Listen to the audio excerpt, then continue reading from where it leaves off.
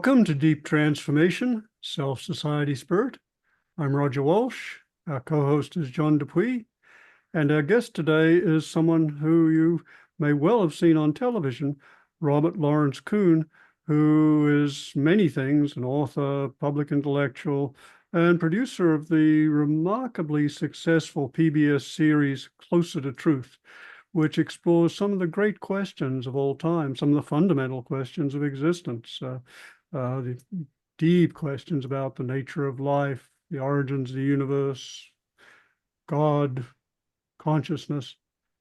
And Robert's remarkable in the wonderful way he approaches these deep questions by looking at many different viewpoints, being completely open-minded, and really welcoming a range of perspectives that's very rare in our sectarian and divided, polarized society at this time. One of the great questions that Robert has investigated over his lifetime, and the PBS series Closer to Truth has examined, and some of his, I think, almost, more than 30 books, is what is consciousness? And he's really reflected on this over much of his life. And last year he published a culmination of all this thinking and exploration in a remarkable article in a scientific journal. The article is titled A Landscape of Consciousness, and it surveys over 200 different theories, all the major theories of East and West, contemporary, ancient theories of what consciousness is. I've been reading academic articles for 40 years, but Robert, I don't think I've ever read an article in which so much work went into. So this is the culmination of decades of really deep thinking and interviewing some of the deepest thinkers available. How did it feel to be writing this thing? Roger, first of all, it's great to see you again. We were together on a very early Closer to Truth. I think we were something like 15, 17 years ago. You look exactly the same, so I don't know what you're doing, but I should do some of the similar. John, it's great to meet you as well. Thank you, Robert. Same here. Wonderful to reflect on the nature of consciousness. I recently scared myself. And I went back and looked at the first draft of the article that would become the landscape of consciousness, and it had 8,000 words completely jumbled together. And my stomach knotted at that point because I knew that the person who wrote those 8,000 words was on a 15-month journey to wind up with 175,000 words. And it was a constant pressure that I felt during that period. I can tell you the backstory, which is really important to me in this process, because this was not something that I volunteered to do. It was not my idea to do. I had in the back of my mind maybe that at some point I would write something, but I never expected to, because the burden of it would be too heavy. I love doing Closer to Truth. About a third of Closer to Truth is on consciousness and consciousness-related topics like free will, personal identity, artificial intelligence, and alien intelligence is within the orbit of consciousness. And that's been a great vehicle to express my interest. But I would have never taken the burden, because I knew what it would take to do to put something on paper as opposed to speaking. It's much easier to speak. We're much freer in terms of our expressions, and the difference between an and a when you speak is irrelevant, but on paper it can be vital. And so I never would have done that. But then somebody, a scientist who I met through Closer to Truth, who was on the board of a scientific journal, said that they were going to do it's the journal called Progress in Biophysics and Molecular Biology. They were doing a special issue on quantum consciousness, which this author had particular interest in. And he asked me if I would do the introductory article for this special series. just to give sort of an overview, a short overview. And I said, no. I said, I'm too burdened. I can't do it. I don't have the time. And he kept encouraging me or pestering me or whatever. And at one point in the process, and it was a 6-month process of him talking about, and uh, I began to think that this is something I should do, and I won't do it. But maybe it's something that if I don't do it now, I will never do it. And so then I agreed to do it, not having any idea. I knew the amount of work it would take. But in retrospect, what I worried about in terms of the commitment and of the process of writing it turned out to be about 5% of the reality. So I was scared of that 5%, but the reality turned out, and maybe it's my obsessive compulsive personality or perfectionism or whatever it is. And so it began a very long process that I was totally obsessive about. And it was written mostly at night because How I long have did that take, Robert? What's this long process? from the time I was asked to do it. I remember, I think it was in November of 2022. I agreed around March of 2023 to do it. And then the first first draft was done in no, maybe it was 21. I get my years right. But from start to finish, it was a little less than 2 years. But the actual writing of the process, probably a very intense 9 or 10 months. So an intense 9 or 10 months. When I say intense, I mean, 12-hour days. And when I say days, they're really nights because I have family and other responsibilities during days. So I'd be writing from 8 or 9 at night till 4 or 5 in the morning, literally every single night. Now, there were periods of time when it went through peer review. But even during that time, I was continuing to update it. And I give the journal Progress in Biophysics and Molecular Biology credit for two things. First of all, they put up with my constant changes after the final was done. We went through about 7 changes that were just part of my compulsion, and they were super helpful, not necessarily pleased, but super helpful in being responsive to that. Um, and one thing that occurred, and this is how, I don't know, serendipity kind of works in life. I'm very sensitive. Anything I write, I'm super sensitive to. Once I finish writing, I forget about it, and if there are mistakes in it, it doesn't bother me. But before I, push the button and this is final, I'm just crazy sensitive. And so I had a version I had submitted. It was the second or third peer review because each time I'd get a positive peer review with suggestions, I would add much more to it. So the editors felt that they needed to do another peer review because the article was not quite the same as the one that was peer reviewed the last time I added stuff, which was fine. And so in one of those processes, Elsevier, which is a top science publisher, has a policy, which is a good policy, and says as soon as an article is accepted formally for publication, it's put on the website within 2 or 3 days. And so that's great for the scientific community. They don't have to wait a year because the actual print version of the article was 8 months later. And so for particularly scientific articles, you want to get out there. And so what happened was this incomplete version was released, and I was furious. I was so upset because it was really incomplete. It was about 130,000 words and a huge amount yet to do, and I'll explain what happened. And I was so I was really beside myself because this is people are not going to read this thing twice. They're going to see it. This is their first impression. It's not perfect, and I was just crazy. And I bet is take it down. And they said it's against policy. We don't do that. We put it up, and I said, let's escalate this. I was talking to an associate. I escalate. You've got to take this down. And then I spoke to someone who said, the only time we take things down is when there's fraud in the article. And if we take it down, everybody's going to think there's fraud in it or plagiarism or something bad. I said, I don't care. Take it down. And they took it down. They put a little note saying, we expect to put it back, but if we don't, we'll explain why. So people did suspect that there might have been some problem. But anyway, I tell the story because it turned out to be enormously fortuitous because a lot of people read it. It had words like consciousness or whatever that, hit people's search engines.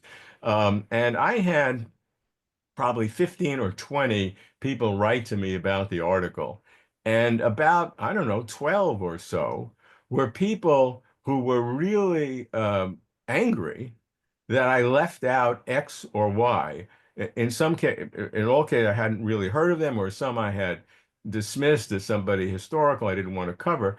But these people were angry, and I learned a lot. And there was people who suggested other theories.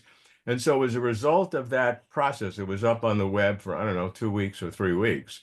I was able to add about 10 or 15 theories that people had told me. So this became sort of a global effort to discern the best theory. So it turned out to be terrific. And every one of those people I credit in the article.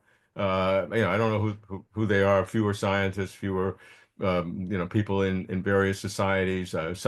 Some I had in one case I totally rejected it because it seemed so outlandish, but it had this very strong following, and therefore to properly represent human explorations of consciousness, I decided to study that, as bizarre as I thought it was, and to include it to the best of my ability.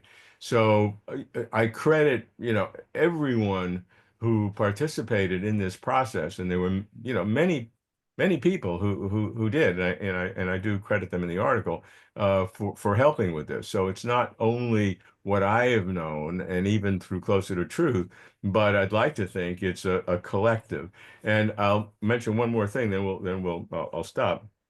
That as a result of this article, it had a very big impact. It was published around July 1st of last year and cited 50 times and is looked upon as a standard. A lot of people encouraged me to write a book about this instead of a scientific paper. In fact, the first peer reviewer said there should be a book instead of a paper, but I resisted that, and I'm happy I did. And so for a few days, I started to put together a book proposal. And then I realized if I do a book, what's going to happen is I'm going to, spend a year, changing it from a paper to a book. And then it's going to take another almost a year to publish. And by that time, a third of the theories are going to be changed. There'll be more, and it'll be out of date. So I stopped that and had the idea to do a landscape of consciousness website, which will be the central location where people can look for a scientific but not elaborate discussion of each of the major theories presented by the individuals themselves. And we're in the process of building that. We hope we will do a beta launch this summer and a full launch before the end of the year. And we'll have all the theories. It'll have a lot of material, references, and an important point that there will be a notation on each theory when the author of that theory themselves authenticates it, because the first version I wrote everything, and I used the author's words, and I did the best I can. When I did an individual theory, I would inhabit that theory for a day or two, and for that day or two, it was like it was my theory. And I was determined to explain that in the best possible way so that people will understand it. And it is the true answer. And so I want everybody to know it. And I had that approach to every single theory, but it was still my words. A few of the theories, of the 200, I think there are 200 major theories and another 50 sort of minor ones.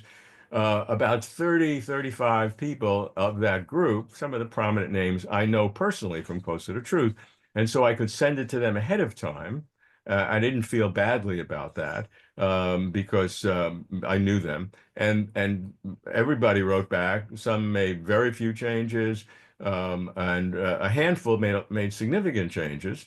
And I said, sorry, I missed it. And they said, no, you got it right, but that was 3 years ago. Now my theory is this. You were using an older papers. So we want this website to then be authenticated by the author themselves. And for those who have sadly have died, will find the person in the world who is most knowledgeable, the expert about their theories. So we want this to be an organic process. We want it to be a process that globally people can engage with, because I believe, and I know you do as well, that consciousness is perhaps the single most important question, unifying question that humanity can explore. Well, well, Robert, I'm so much in what you said, and I'm stunned to think of working till 5 a.m. each morning. Puts my little efforts in comparison. But some of the things that are really striking about this article. First is its size. It's just, second, it's comprehensiveness. I think, you really did include every major and a hell of a lot of minor theories I've never heard of in this survey. Another thing was the open-mindedness. You are just not pushing any one theory, and that's very rare in science and in the field of consciousness. Most people are pushing a particular theory, but you really are giving an open-minded perspective. So anything you'd like to say about that? And also, what are the main differentiators between the theories?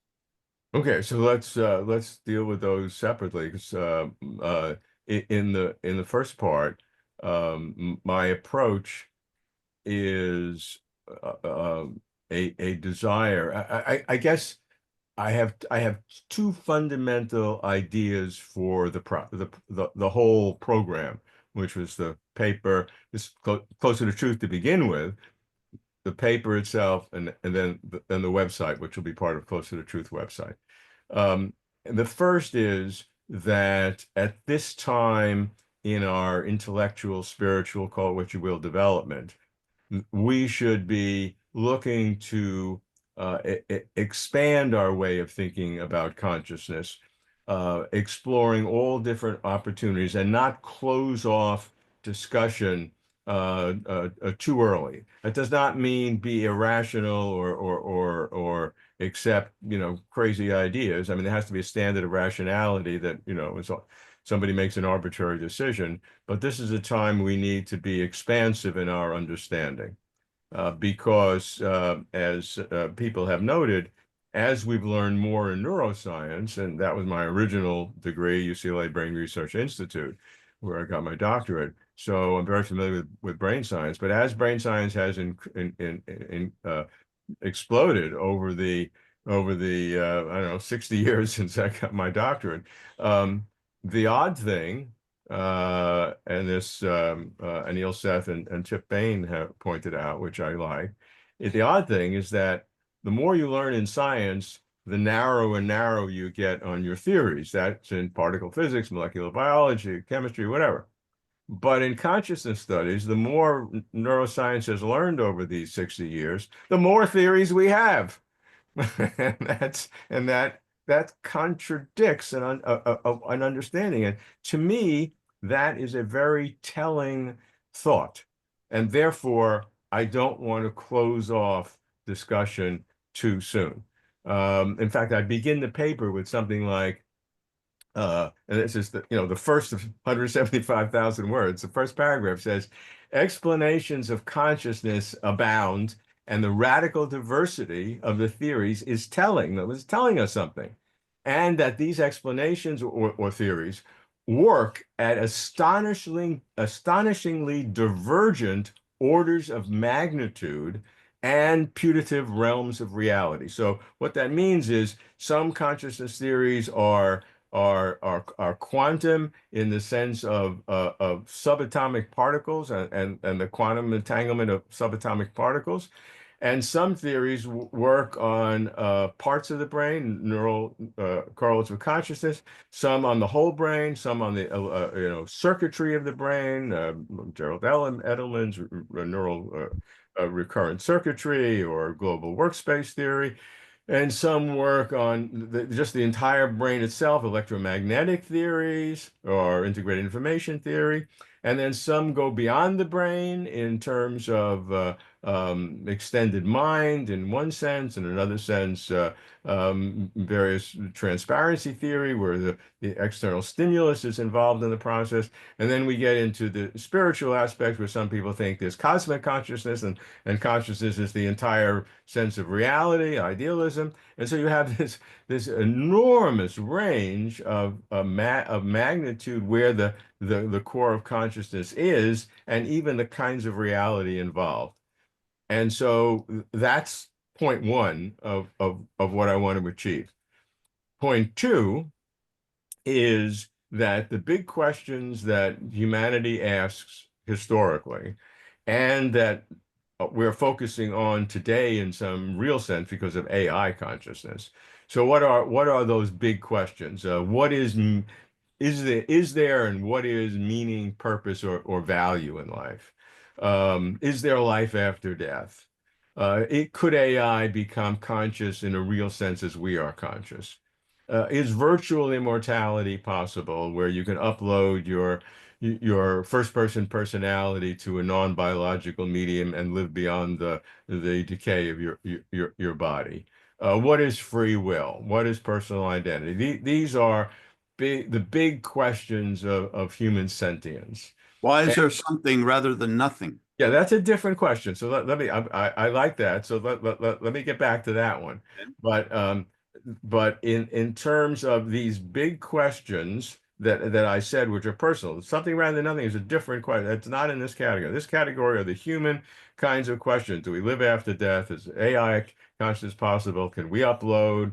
What is free will, which is really a mystery, even though a lot of people think it's not. Personal identity, how do we maintain the same personal, even though all our molecules change every few months or whatever?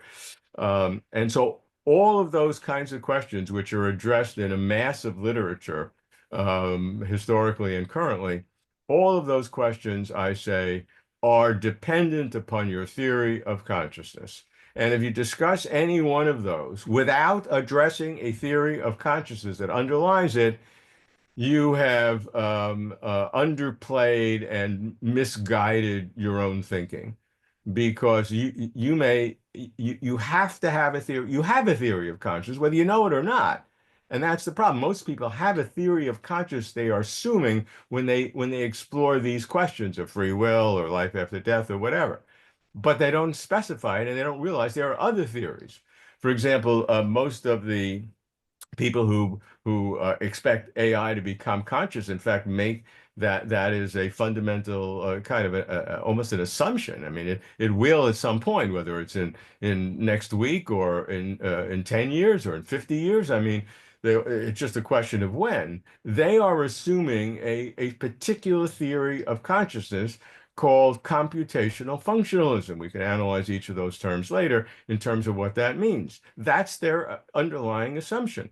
And if that theory of computational functionalism, I have in the paper, one category is functionalism, another is computational, you put them together.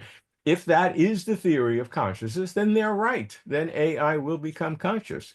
But I got 200 other theories in there that they don't even know about, that they're not even considering. So I'm not saying that that's wrong. I'm saying that underlying your approach to all of these fundamental questions is your theory of consciousness. So those are the two big ideas of the paper. One, to be expansive and expanding our universe of understanding of what consciousness is by exploring a whole bunch of theories. You know, it's my arbitrary decision what's in and what's not. I've tried my best. I never say this is the be all and end all. That's why I call it a landscape of consciousness, not the landscape. The landscape is too arrogant. I'm trying not to be arrogant. I'm trying to be, and again, I'm in my early version, a lot of other people had other theories that they were right. I included. And since the paper was published, I've gotten 100 or more theories, a few of which will be in the landscape website, because they are worthy to be, that there's some interesting idea about them that is helpful. And so during this time, we want to be expansive. We want to be, and that doesn't mean we're eliminating our critical thinking or evaluative process, but I want to get them all on the table. Then we can go through an evaluation process, and this whole process will give us a richer understanding of consciousness. I'm under no illusion that I can come up with a real answer, but I do think that understanding the landscape and all these different theories will give us a deeper appreciation of A, what consciousness is, and B, how to approach these big questions of human existence. Now, two other things that you both mentioned that articulate, and you can tell me which one we should talk about. One is my own thinking, and there's a little story behind that. And the second is why is there something rather than nothing? Because that is a critical question. And let me deal with that one first, John, because that is that to me wasn't the question, why is there something rather than nothing, and consciousness have been my two sort of spiritual burdens that I have kept since almost a child.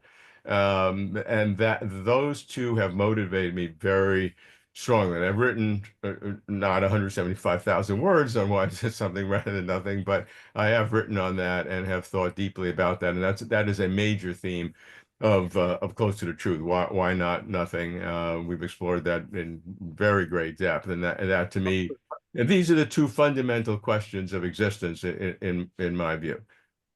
That question, I'd heard it before, but when I was watching one of your shows, you reminded me of it.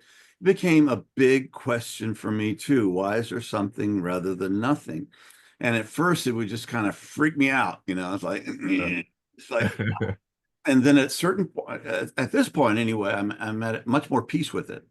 Like this is vast, unknowable mystery, and that's okay. And maybe we're getting closer to truth, but the unknowability of it is no longer freaking me out so much. It's kind of being okay. But I want you to know your work and your putting that question out there in a major way has really deeply impacted my thinking. Well, let me tell you a story how it affected me. So the story begins when I'm 12 years old and I'm in sleepaway camp, and I remember being so scared of something that I put it out of my mind because I was more frightened than I'd ever been in my life. And for decades, I could not remember what that was. I couldn't, I tried, and I couldn't. And then suddenly, I don't remember when, maybe when I was 50 years old or 60 or so, it was later, I remembered that was the sudden thought that why isn't there nothing? Because nothing seems simpler than all this something. And so how did that happen? And nothing is very inclusive because nothing includes God, if there is a God, or cosmic consciousness, if there is cosmic consciousness. It subsumes everything. I wrote a short paper called Levels of Nothing, where I talk about 9 levels of nothing. It's a very short paper. Look it up on the in the web. Levels of Nothing. And of the 9 levels, the nothing of science of quantum physicists is level 5. So when physicists say something can come from nothing through quantum tunneling or quantum foam or Heisenberg uncertainty, whatever is the mechanism that quantum mechanics yields something from nothing, that's level 5 in nothing. Below that, there are 4 other levels of nothing, which they don't even understand. And so that is very definitely a critical question. It's not the same question. It's a much deeper question than what is consciousness. But to my mind, those two questions, the questions, why is there something rather than nothing, and the deep nature of phenomenal consciousness. We're talking about consciousness. There are many different kinds of consciousness.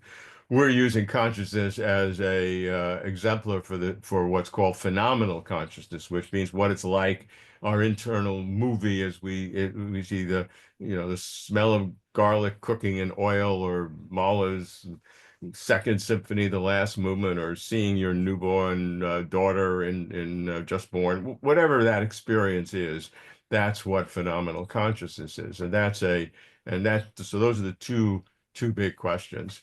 I can talk about my own view because this is a kind of a funny story that I like to tell. So when I wrote the paper and it was the first version, I sent it to some friends and people, and people said, I looks great, but I looked for your view, I couldn't find it. And I said, the reason you couldn't find it, I didn't put it there. And they said, well, why not? I said, well, first of all, I said there are two reasons. First reason I didn't put my own thinking there is that it doesn't matter what I think. What I think is the same as what everybody think. I put the value of my conclusion at the same level of anybody else's conclusion. I put no extra weight on my own thinking, even though I do have some thinking. That's the first reason. The second reason is that if I put my view in there, then everybody's going to think that the paper is skewed for that, and how I present other theories is going to be skewed by how I view my own theory. And I said, that's really not true, because as I mentioned before, when I wrote this, I inhabited each theory. I mean, each theory when I wrote, I pretended and I fooled myself. I hypnotized myself into thinking this is my theory, and I'm going to try my best to explain it because this is the truth and the world needs to know it. So that's the mentality I had on each theory. And I didn't want to undermine that by saying, and by the way, here's what I think. So then somebody else said, okay, we understand that. And most people understood it on its surface, but somebody said, you know something, if when you say that, we think you have a hidden agenda. So you're not telling us, but you're really skewing things so that people will come. So it's really a very sneaky way to approach the subject.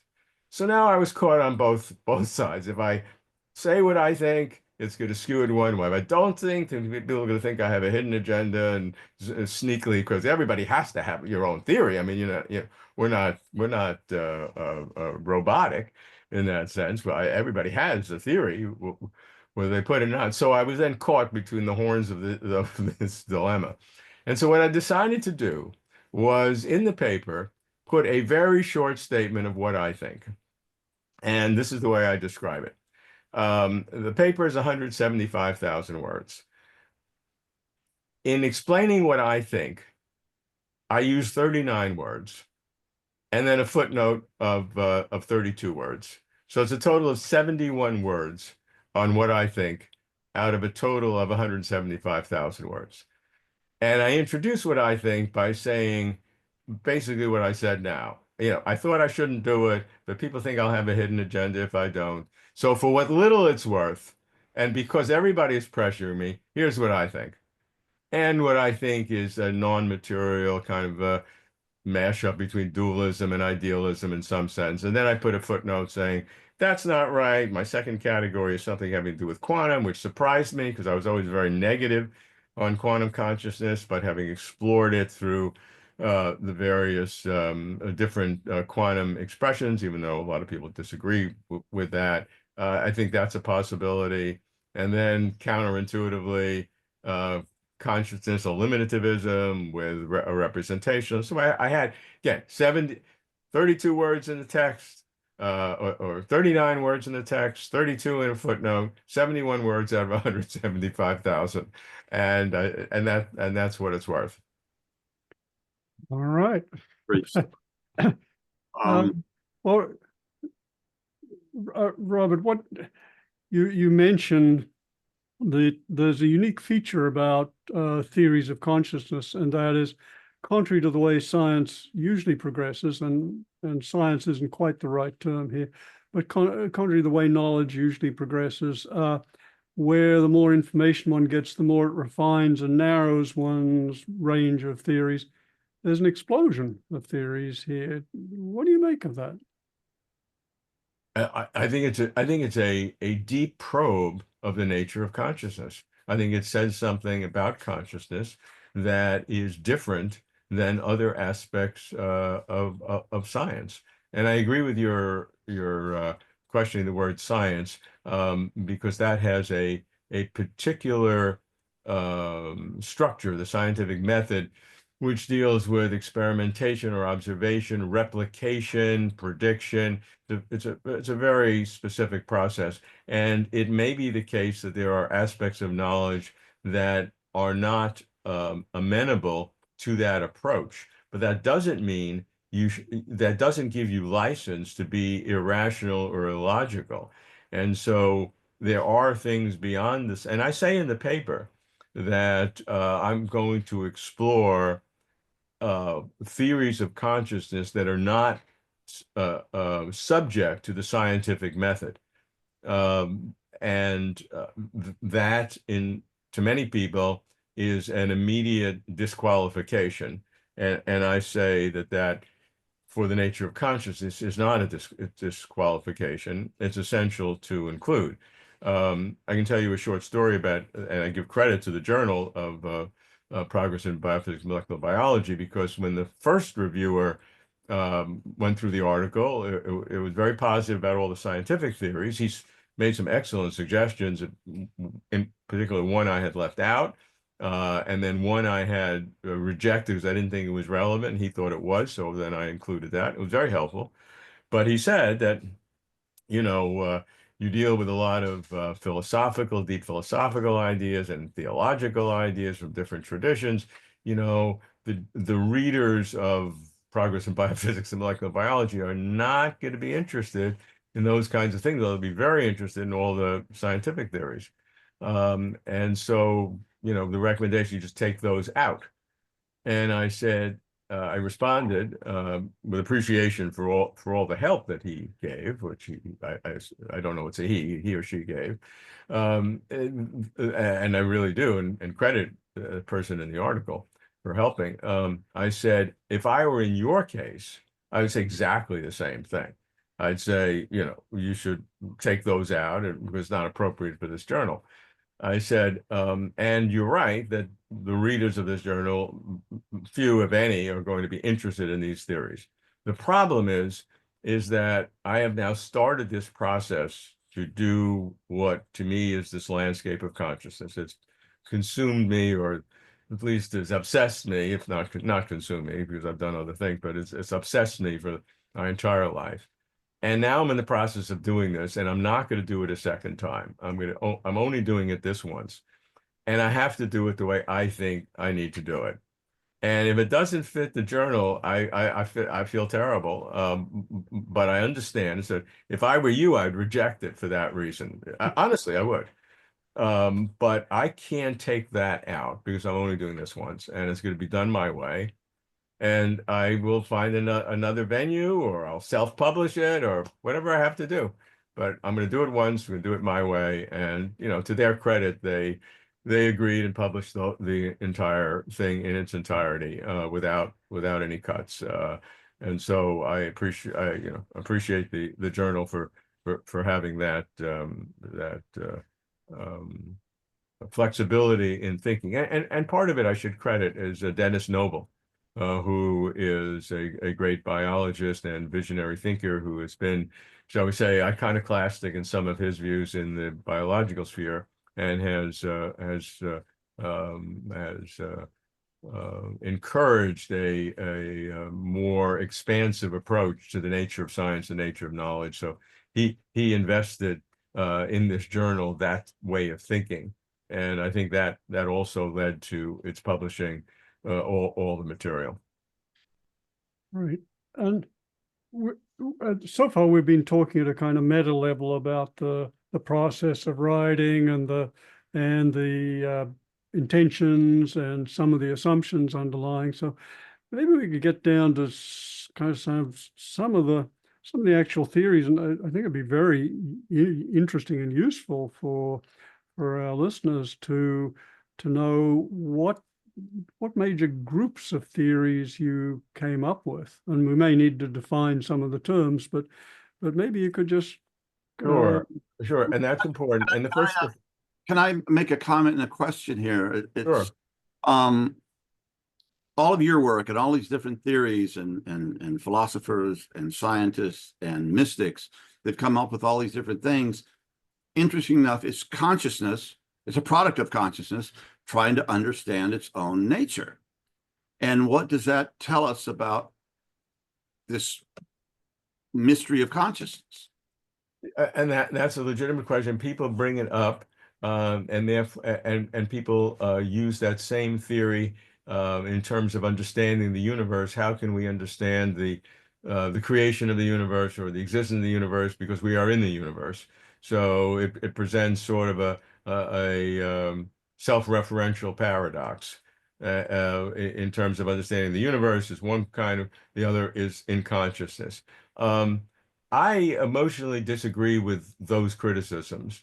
I think the capability of human mentality is capable of understanding these things. There are a number of very prominent people who disagree with what I just said, who said that the human brain is incapable for one reason or another. Evolutionary, we were, our brains were designed to, escape tigers on the plain of Africa. So why should that have anything to do with a veridical understanding of the nature of reality? And why should that have anything to do with understanding mathematics or quantum physics or anything else? So I believe that we can understand a lot, and we're not limited by the self-referential paradox.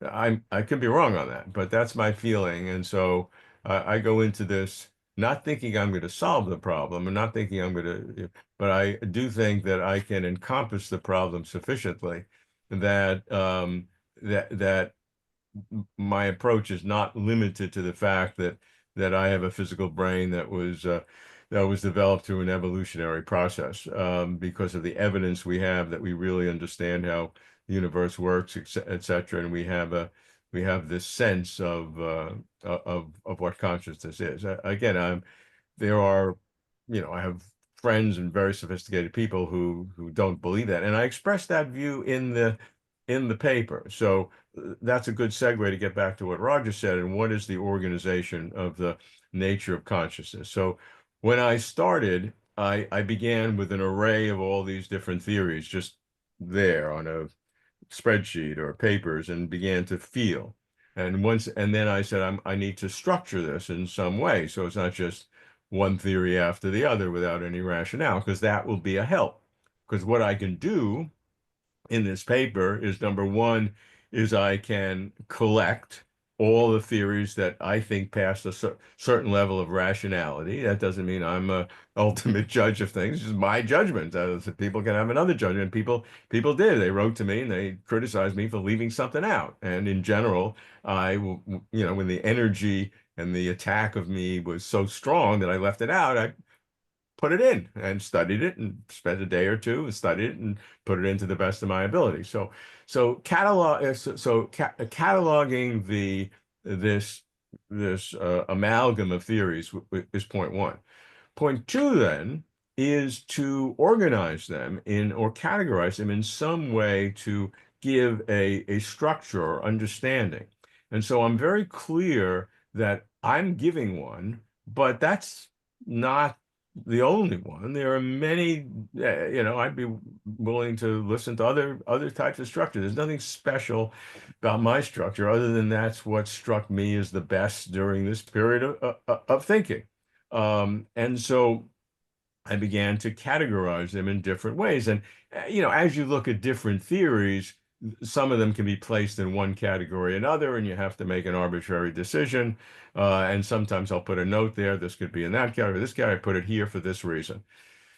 So as I began to look at this amalgam of theories, I noticed one thing, that of the roughly, call it 200 round number, it's more, but to call it roughly 200 theories, roughly about half of them, the way I had organized it, were purely materialistic theories in the classical materialist physicalist camp, roughly half.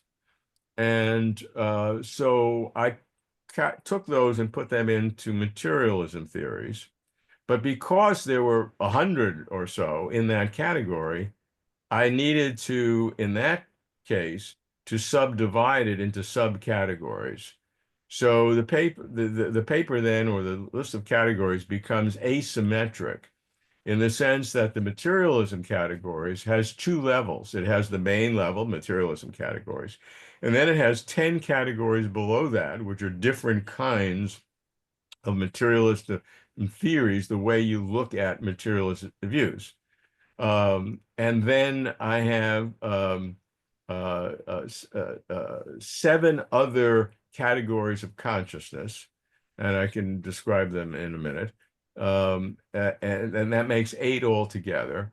And then I have 2 other categories that are not theories of consciousness per se.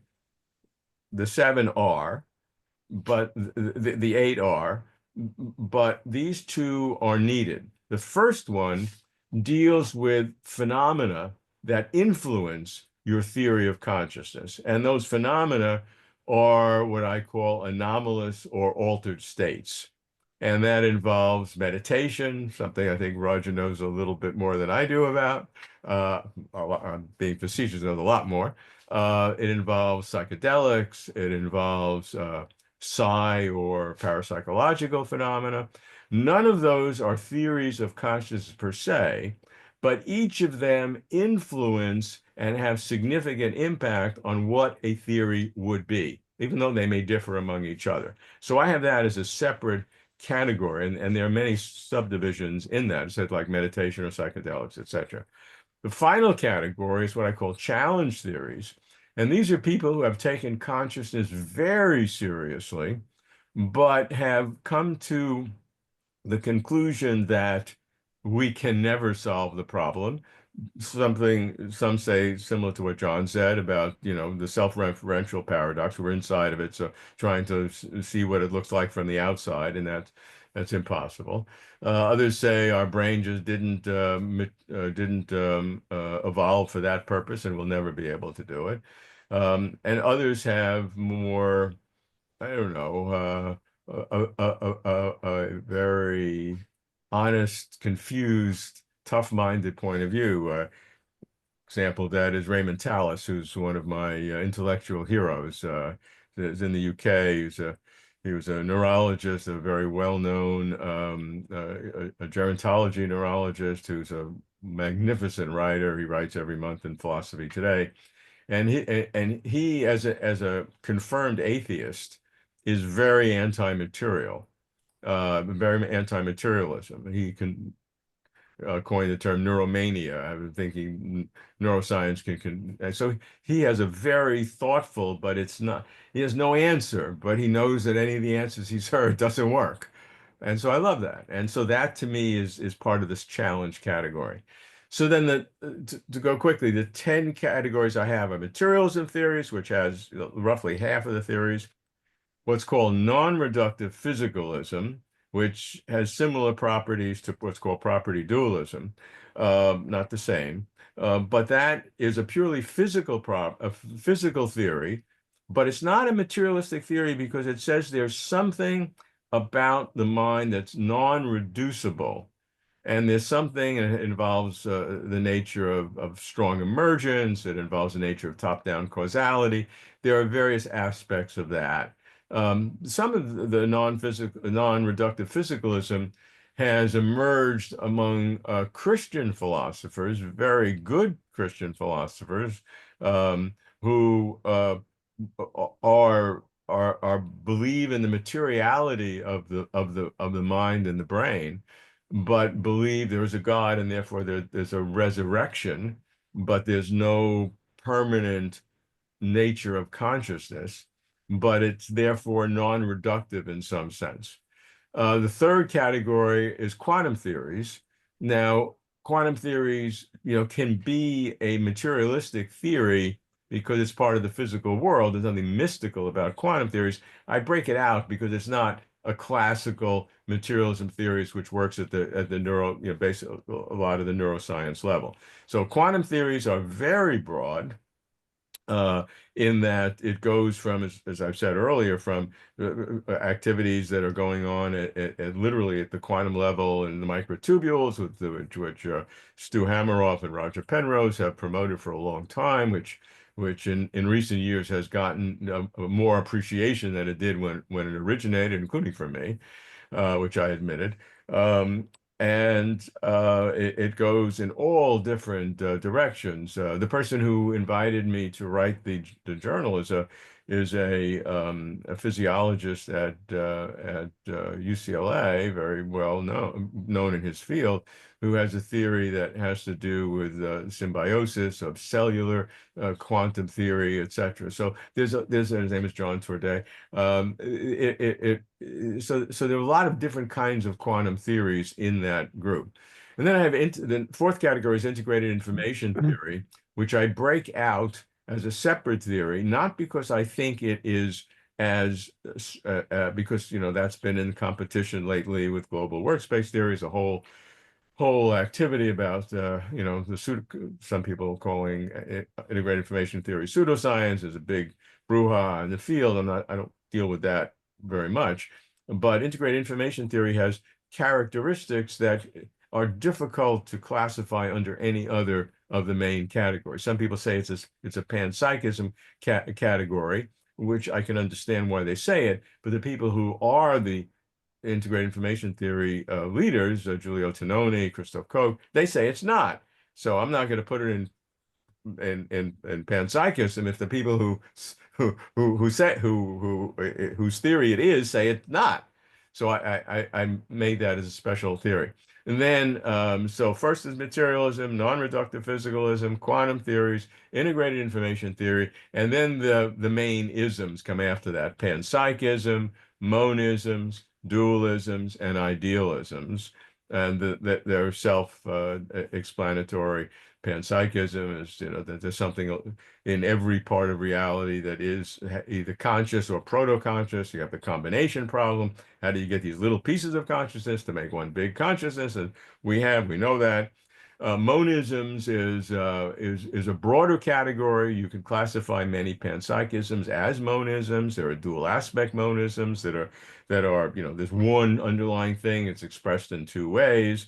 And then, of course, classic dualisms, where most of your religious traditions in one way or another come from.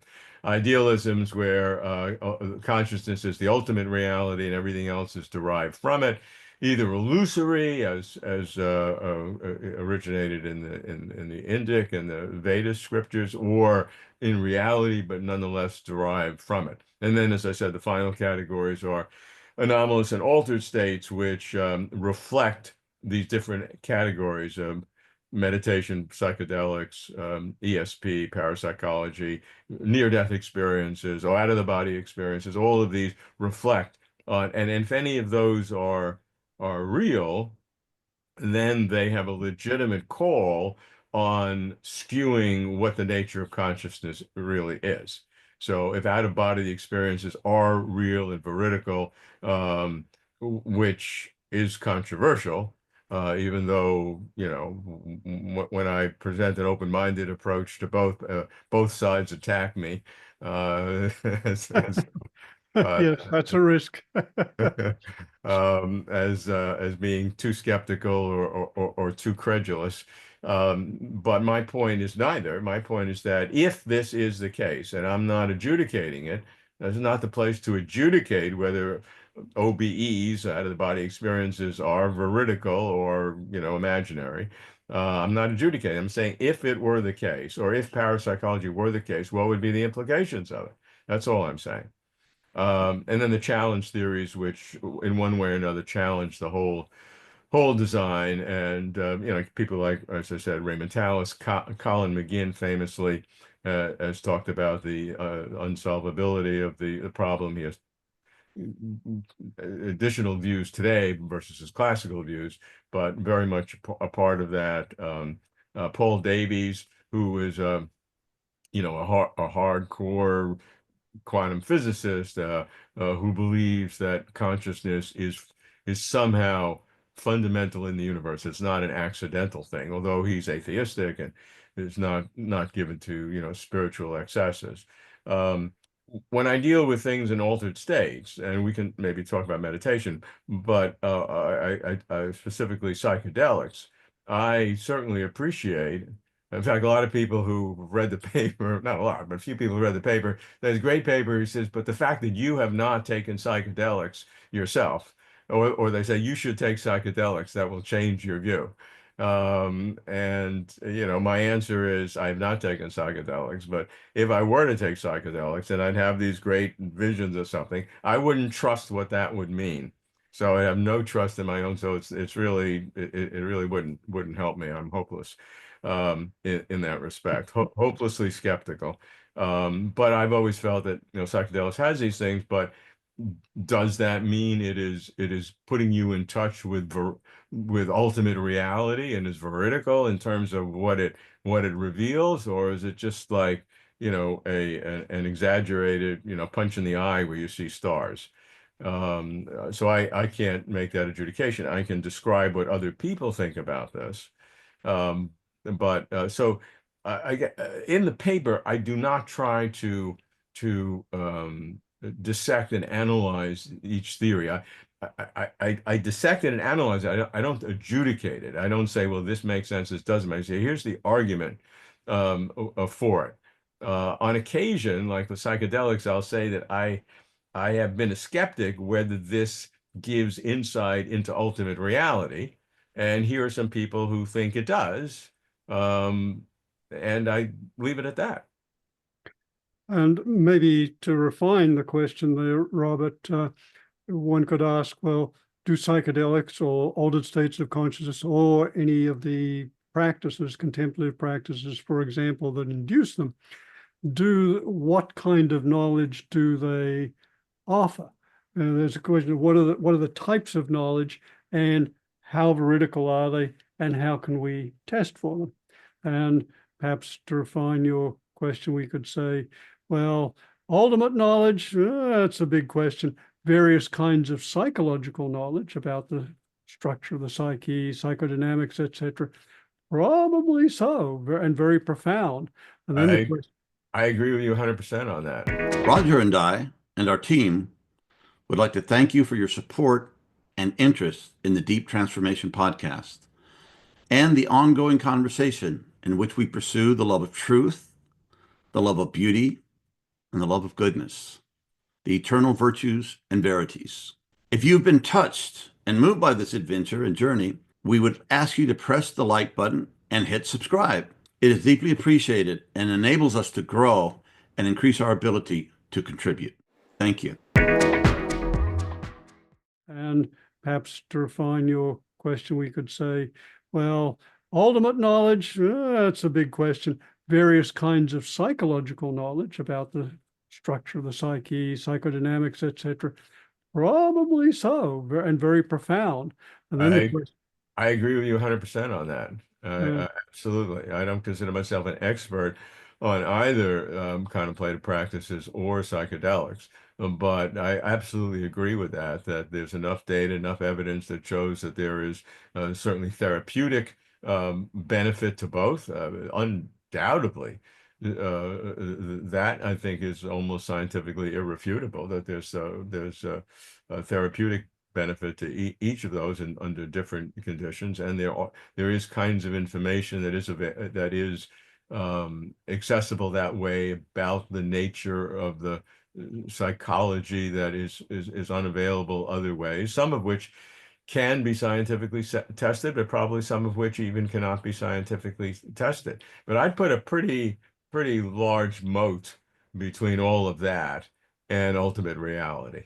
oh yeah, very, very wise.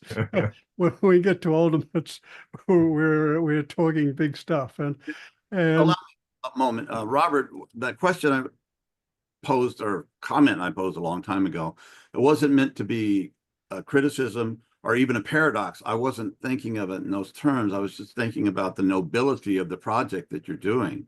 All these great minds getting together and thinking about the nature. I mean, that just says something about consciousness that I find just fascinating and inspiring.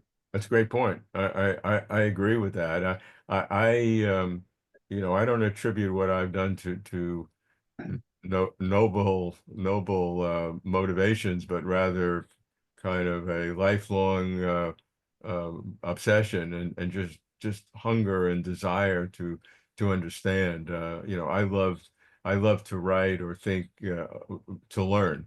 I don't try to teach. That's not my view. I do it to learn and to put into words with clarity and precision to express ideas. And that's the only way I understand it myself.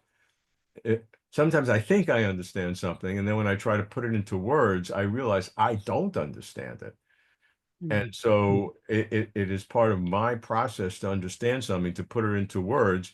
And the challenge of the landscape of consciousness is to put these theories into uh, words that have a length of anywhere from, I don't know, of the major theories, 500 words to maybe 1,200 words, which is enough to do some serious scientific explanations of how of the arguments and descriptions of the process, but it's not full technical papers that are written and it's not abstracts which are very general. So the challenge was to put it into this kind of form, which is digestible by most people who are passionate about the subject. And so people who even don't have as much, I mean, there are some parts of it that you really do need philosophical or scientific background, but most of it you don't. Most of it, if you're really passionate, you can really understand. That's what I tried to do in that word limit, which is more than just a soundbite and more than even like a Wikipedia entry, but a really deep understanding of the flow of the main point, the flow of the argument, what it accomplishes, what the unique feature about it is, and when I do that and try to put that into words, then I feel comfortable that I understand it. Yeah. And Robert, you emphasized before that there are certain things one cannot understand or certain implications that really are unclear until one recognizes and acknowledges the underlying theory of consciousness we hold. And one of the things that struck me in reading your article is that, going a step deeper, that the theories of consciousness people hold are really reflections and extensions of their worldview. And by worldview, I mean the underlying network of presuppositions which constitute and from which derive our thought system, belief system, understanding of everything from cosmos to ourselves and the relationship between ourselves and the cosmos. Worldview being the big with a capital B picture we hold of, I hate the word reality, but let's call it reality. So looking at the theories of consciousness seems like, if we look at, say, the materialist, reductionist theories of consciousness, it's pretty clear most people hold them. I'd be surprised if there were many exceptions, that you point to a few, would be materialists. Likewise, the idealists, most of them, it seems, come from the great contemplative tradition. So you have thoughts on this? Yeah, I completely agree with that. So we said when we deal with these big questions, life after death, free will, AI consciousness, etc., is based on a theory of consciousness. That was what I said. What you're saying is those theories of consciousness are built upon the broad worldviews that people have, whether it's purely physicalist, reductionist, there are physicalists who could be non-reductionist too. I'm not sure that's a coherent policy, a coherent way of thinking.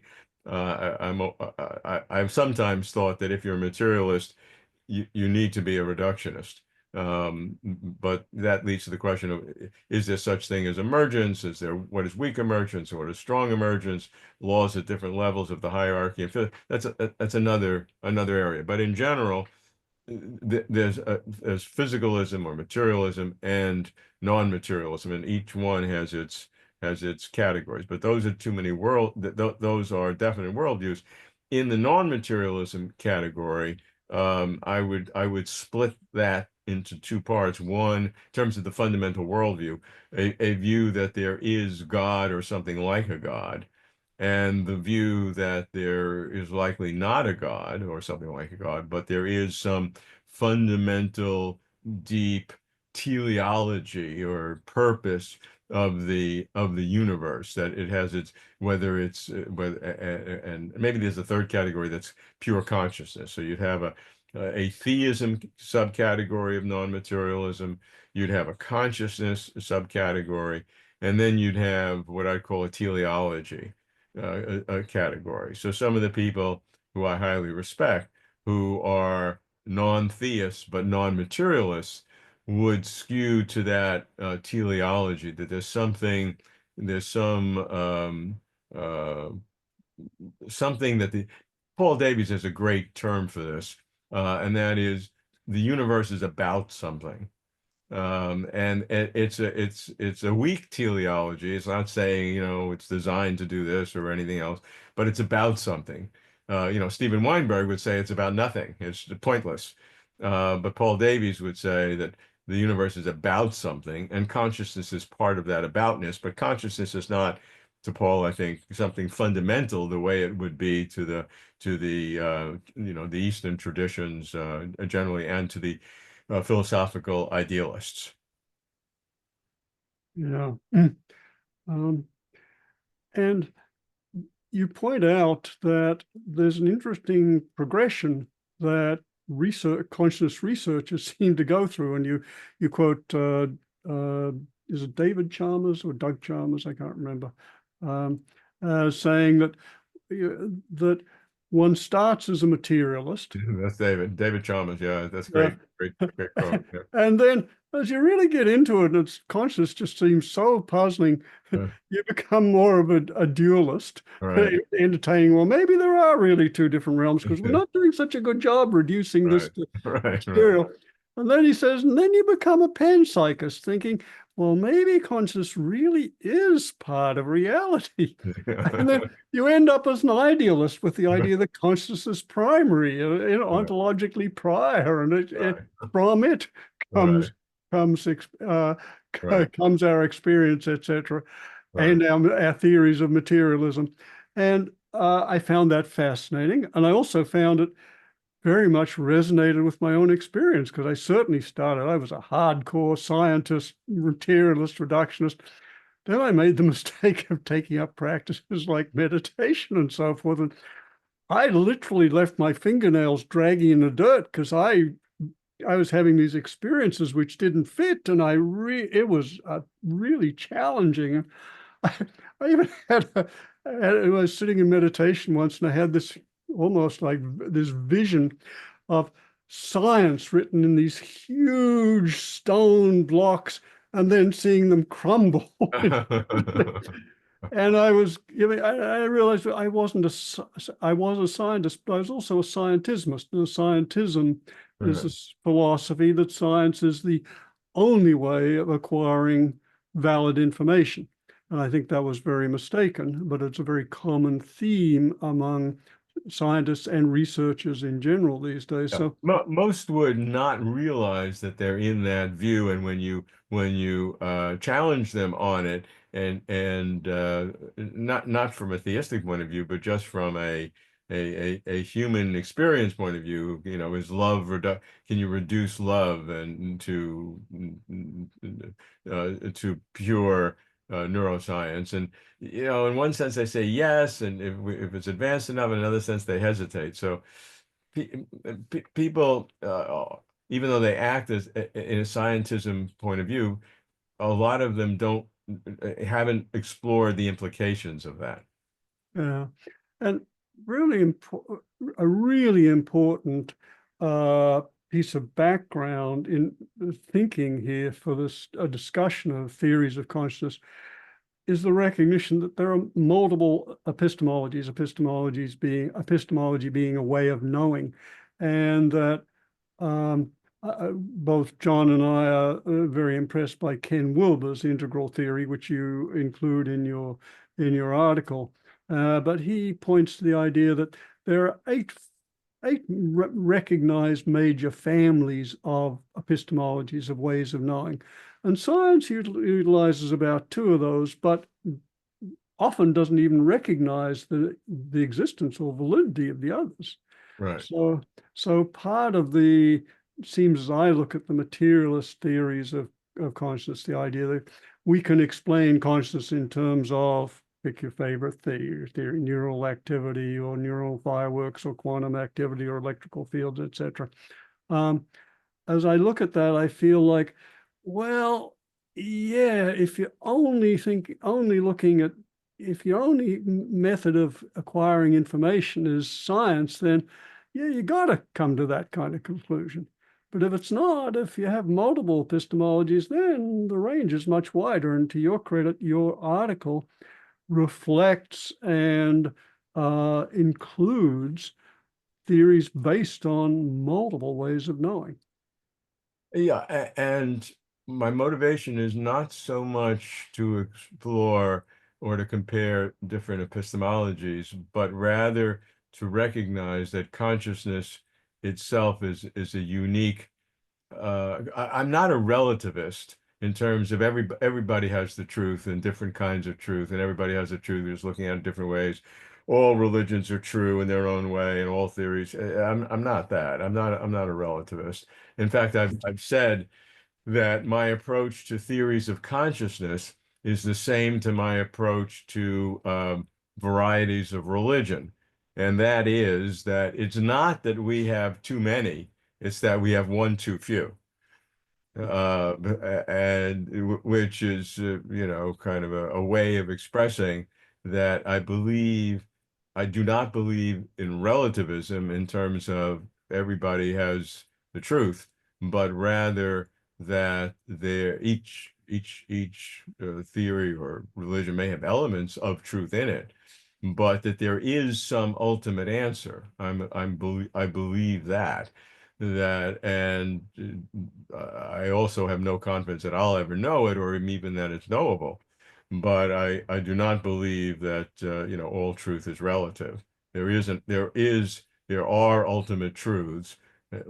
Whether we will ever know them or not, or how we will know them, is certainly doubtful. But they're there.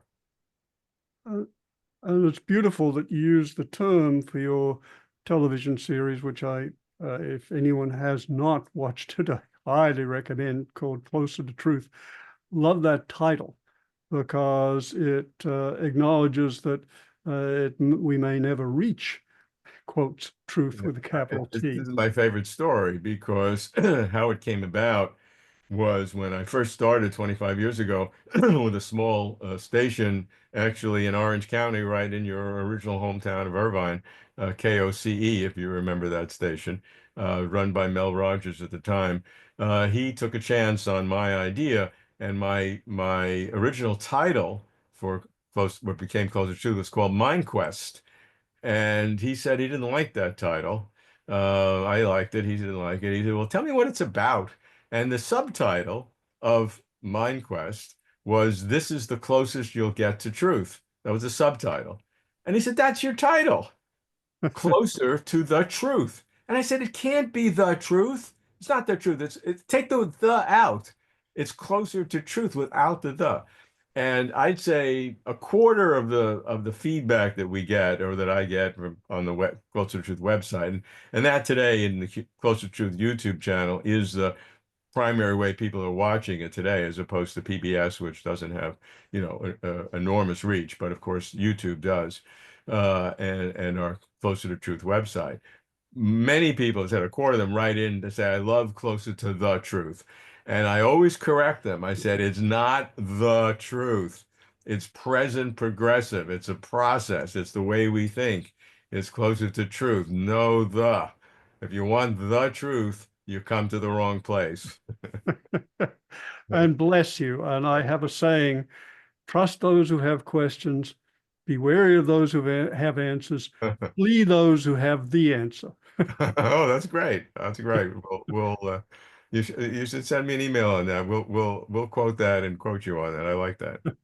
Yeah, I wanted to add just something on the nature of consciousness and theories. I was a wilderness guide for a number of years, taking young people and young women out to extended journeys into the southern Utah high desert in the mountains.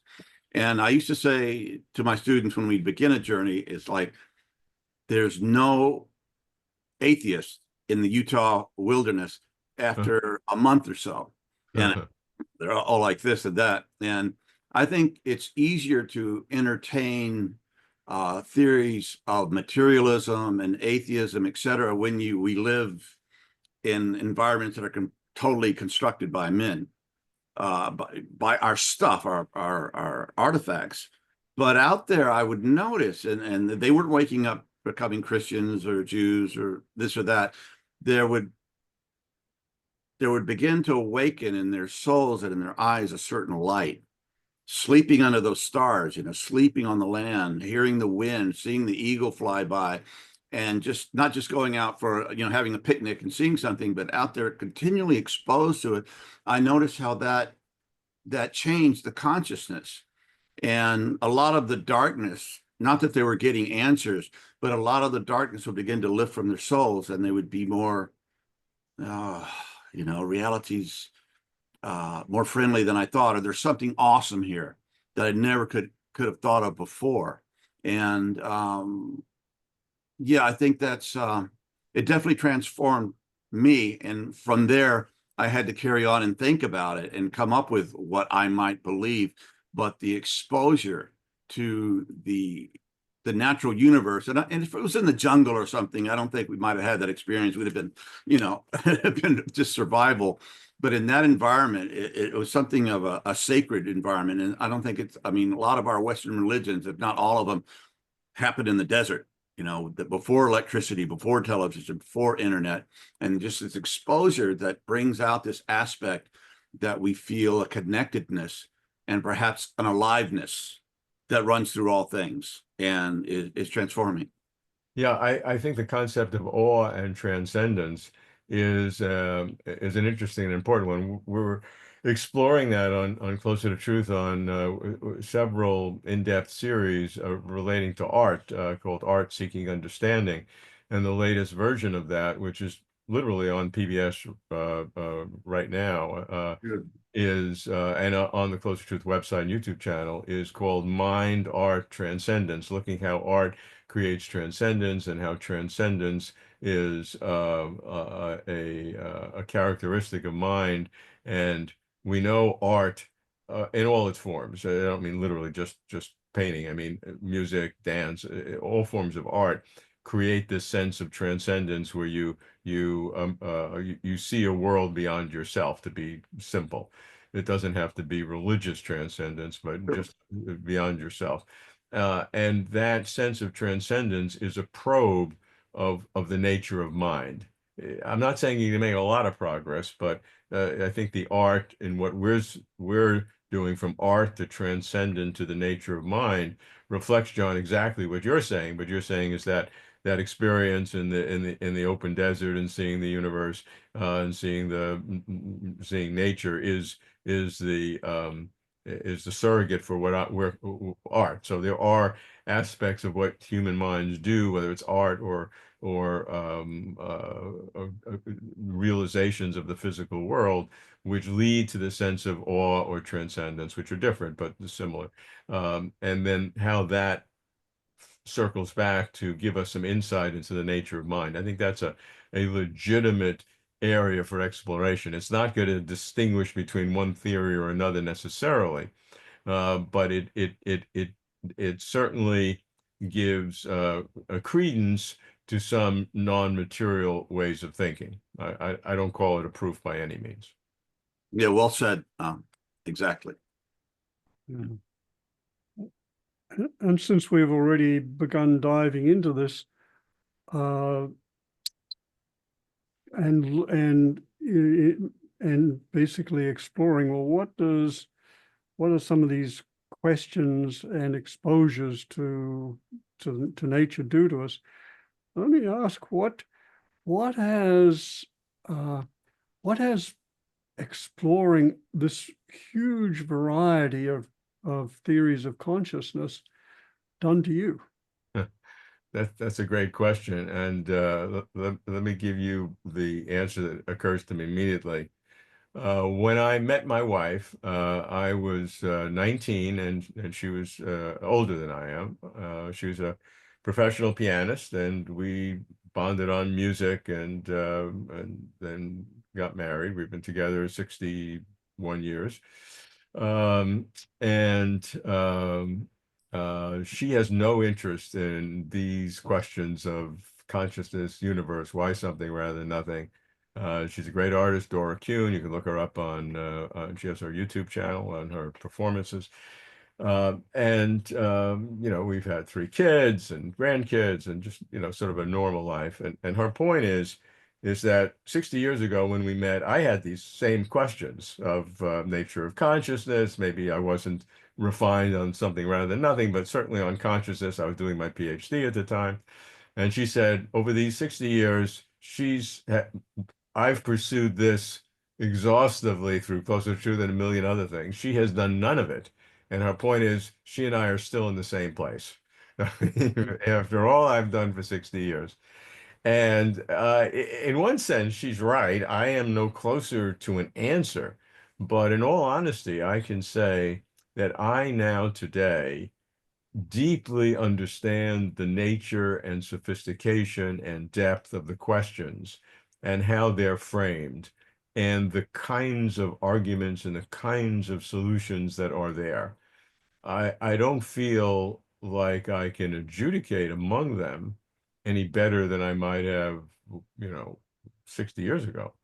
But I do feel, and it's an odd um, uh, I say I luxuriate in the questions and in the process of understanding how you address some of the possible answers. And I feel very comfortable. I hesitate to say confident, and I don't want to seem arrogant, maybe I am, that I really, really deeply understand how each of the theories and each of the theories of the universe and each of the theories of phenomenal consciousness um, are expressed and what they mean and their and the assumptions that each are making and the lacunae or the gaps in their logic. I deeply understand all of that. You know, I can constantly learning, and I'm not saying I know everything, but I have a certain confidence. I really understand that, and that gives me a sense of satisfaction, even though my wife is right. You know, I'm no closer to really knowing the truth than she is, and she's not thought about it at all. But I do appreciate the importance of the questions, the depth of the questions, the structure of the different answers, and where the logic is, what the underlying assumptions of each one are, what the implications of each would be. I really have confidence in that, and that gives me a kind of a quiet satisfaction. I don't feel a deep angst because I don't know the answer. I feel a deep sense of quiet satisfaction because I know the structure of the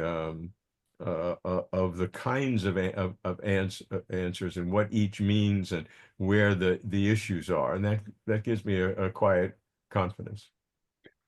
And you haven't spent an ill-spent life. I mean, this question that freaked you out when you were just a kid has guided you through this point to where, you know, and I suppose you're still hungry and you're still open and still searching, but yeah, I can feel it in your, you know, just in who you are and what you've accomplished and how you've laid this all out for us. It's and you've been hanging out some of the sharpest tools in the shed for a long time, and that has to have a, you know. Yeah. Well, when I prepare for an interview, I'm continuously, you know, I've done I don't know, over 500, maybe over 25 years, and then they're really in depth.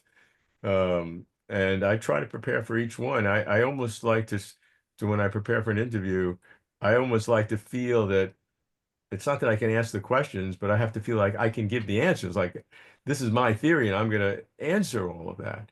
And so on occasion I'll read some famous person's book that they wrote 8 years ago, and I'll know the things they talked about better than they do because they haven't read it in 8 years, and I just read it last night. So I mean, because I'm constantly, I'm always nervous. I mean, not nervous in a, but almost like my wife before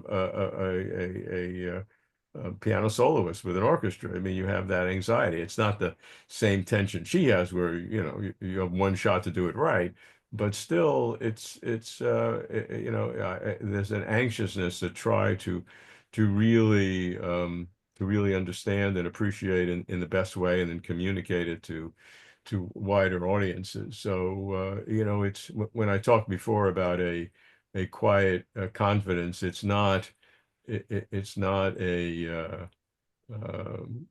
kind of confidence that leads to passivity or self-satisfaction. It's a constant desire to expand and to explore, and to look at new areas, understand deeper things than you have before. Beautiful, beautiful, beautiful motive. And you've said several times that you hope you are moving, and hope you'll help people move closer to truth, but you don't know. I keep wondering if the don't know isn't a part of a very important part of the answer, that it seems like the more deeply we look, the more closely we look, the more we end up in the recognition of unbounded mystery, that we live and move in bottomless, endless mystery. And it just feels like, oh, that is probably part of the answer for sure. Yeah, I think there's wisdom in what you say. I agree, and I've enjoyed, and and continue to enjoy the process. People ask me, why do you do what you do? It's certainly not certainly not financial, because I have had to through all of this fund it myself. So I had to pick up a hobby called investment banking, so I could fuel my passion for the big ideas. But the way I describe it is that people say, why do you do Closer to Truth? I said the only answer I can give is it's I cannot not do it. Yeah. It's not in me to not be able to do this. Uh, Yes. it's a compulsion, but it's a very, very satisfying one. Yeah, and Robert, you've had at least success with me, because your questions and your explorations and have deeply affected me, and made my journey. That's really wonderful to hear. I mean, that's Yeah. great. I can't take credit for having these charitable or eleemosynary views. I'm doing it because of my own passion. But when I hear that, it's really important. I want to tell you one other thing that has struck me in the last I don't know, since COVID, the last 4 or 5 years maybe, because our website and YouTube channel have, when people were during COVID, it really grew tremendously. That I've noticed that people who write in come from every religion and racial and national groupings, and that in the same day we'll get people from Iran and Israel, from Ukraine and Russia, from India and Pakistan, countries that, if you read the news, are in terrible, mortal battle with each other. Um, and all of these views, there's no politics, nothing. Everybody is just interested in these deep questions. It's a unifier of humanity. And Yeah. and some people said that's Closer to Truth has that function. I can't take any credit for that. It was not at all part of my initial motivation. My initial motivation was the substance of the questions. But I'm now seeing that these questions resonate with people from all different backgrounds, and there's no correlation with anything superficial, no correlation with religion, no correlation with race, national origin, gender, age, income level. I mean, it's people from all over the world who just have a passion for these kinds of questions. And there's no demographic that can isolate that. And that to me is a fascinating thing. You can't say, okay, people who have higher education or who have higher income. No, it's not the case. It is not the case. It is the case that if you look at the people who write and who are fascinated, who are passionate about these subjects, the only thing they have in common is that passion for the subject. There's no superficial way you can characterize them by a classical media demographic. And that to me has been a powerful revelation. We have now tried to help that along by saying, that's another purpose for Closer to Truth. We can help an appreciation of the deepest questions of humanity and serious approaches to them, and an exploration of the different approaches can be a unifier of how we all think together. I've been particularly impressed with people from Muslim majority countries and India. Those have been the two countries, the two aspects that have engaged most deeply with these kinds of questions. And on occasion, they will say, this is fantastic, all the things you do. I wish you'd do a little bit more from our cultural tradition. Now we do. And in the last few years, we've approached philosophy of religion in a global philosophy of religion, as opposed to the original philosophy of religion, which was largely Christian only because the deep philosophy was done in the Christian context. Some Jewish, I joked that my mother, who died at 102 several years ago, she used to watch but not understand anything. But she always said, you have all these Christian philosophers. Why don't you have any Jewish philosophers? We do have a few. And I said, Mom, we have a lot of Jews, but they're the physicists, most of whom are atheists. Yeah. But And but in all seriousness, that people are, not, even if we've now done much more Islamic and much more Hindu and more Buddhist, but nobody was angry at that. They just wanted to participate in the process. So I find that very hopeful when lots of other things in the world are not so hopeful. yeah, and it feels like that you're pointing now to a very important, some of the important consequences of exploring these fundamental questions. What is consciousness? What is the meaning of life? And all the other incredible questions you've asked. And it seems like another unifying factor is not just curiosity, but these are existential questions. They are questions about the fundamental nature of existence in which we all share and have meaning and relevance for all of us. For some people, they're a little scary, etc. For all of us, they're a little scary at times, but they have relevance to be a human is to have these questions, to face these questions. So that feels unifying. There are a few other things that, as I have reflected on your article and the responses to it and to your Closer to Truth series, that seem like they come up for people, and I'd love to have you comment. One is something, a certain caution about coming to final conclusions, which feels really important.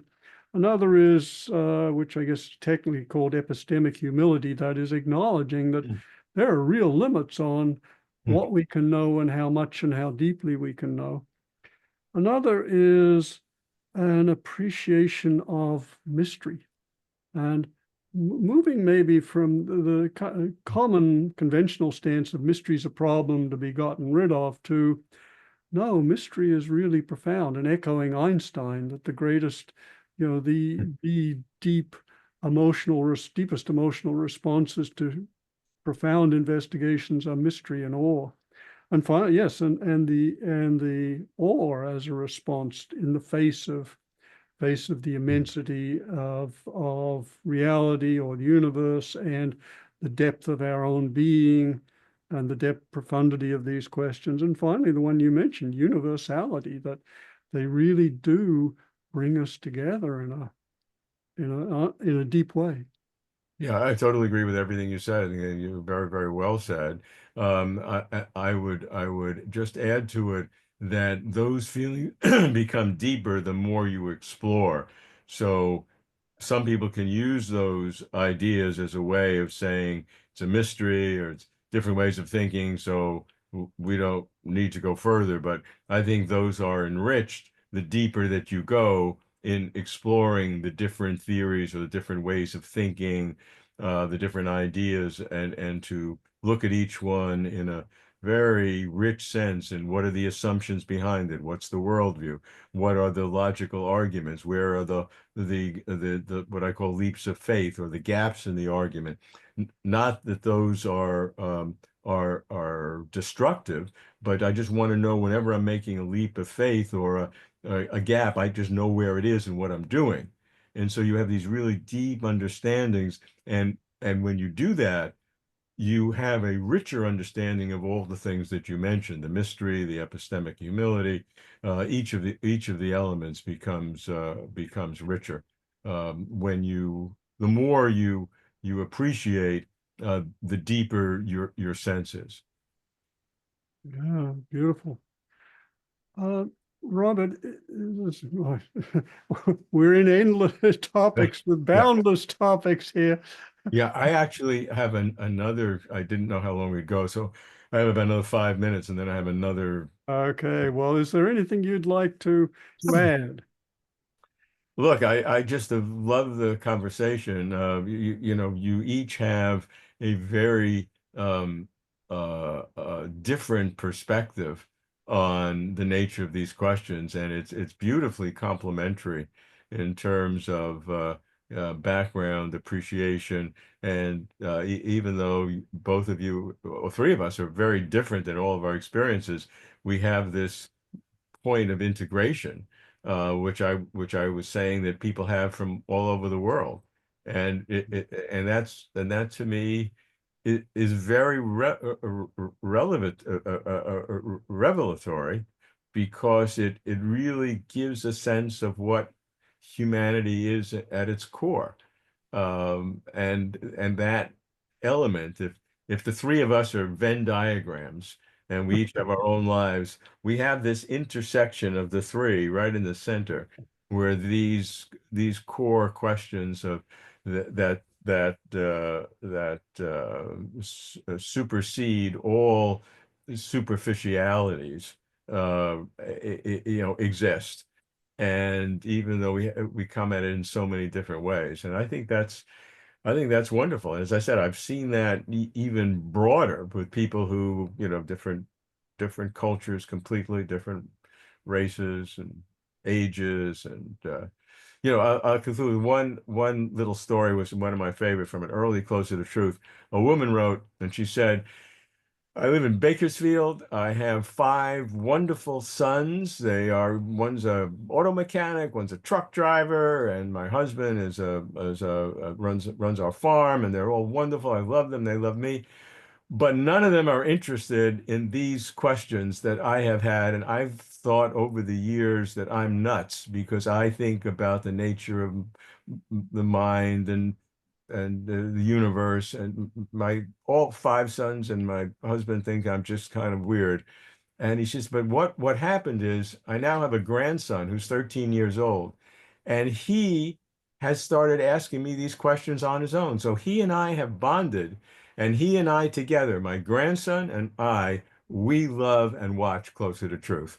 And so in 25 years, that's my favorite story. Beautiful. Hey, Robert, in preparation for these conversations, we communicate, Roger and I. And one of the things I said is, I really like this guy. He's very humble. He's just really a good guy. And that has only deepened with our conversation. So thank you very much. Really, Thank you. really Thank you. appreciate it. That's the nicest thing that you can say. Thank you. Indeed, and deep gratitude for well, the phrase that comes up, deep gratitude for a life well lived, Robert, pursuing your passion. And I'm reminded of the words of Joseph Campbell that follow your bliss in the deepest sense seems to lead to the welfare of everyone. So thank you. I'm not finished yet. No. Apparently not. It's loud and clear. Yeah, well, we're cheering for more, so thank you very much. But for what you've already done, thank you so much, and may you continue in your Right. I appreciate it, Roger. Both of our previous interactions over many years, I've enjoyed it. I've appreciated. Gave you credit in the conscience paper among many other people who I've worked with over the years. Thank you, John. Great to meet you. You have particular insights that are very encouraging to me, because a lot of what I do is very lonely and independent work, and to know it has some benefit is very much appreciated. You're welcome. Thank you.